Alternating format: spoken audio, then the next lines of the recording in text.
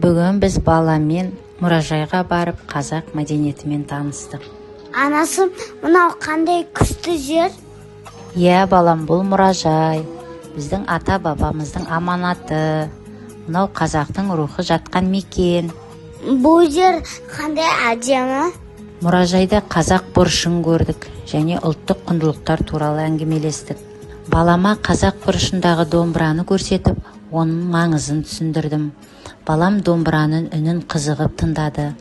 Ұлттық аспабымыз екенін айттым.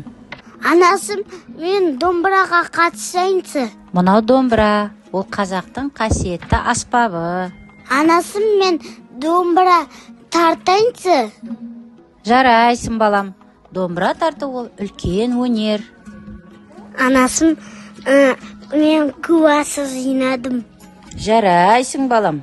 Анасым, маған асық ұнады. Тағы да ойнайықшы. Қарашы, біз қазір балам қызық ойын ойнаймыз. Ойынның аты қанталапай. Мен асықтарды ортаға шашап, сосын мен қанталапай деп айтам. Сол кезде сен тез асықтарды жинау керексің. Көп асық жинаса, сол жеңеді. Мұражайда қазақ бұрышында баламен асық ойнап, ұлттық ойынмен таныстырдым. Балама қатты ұнады.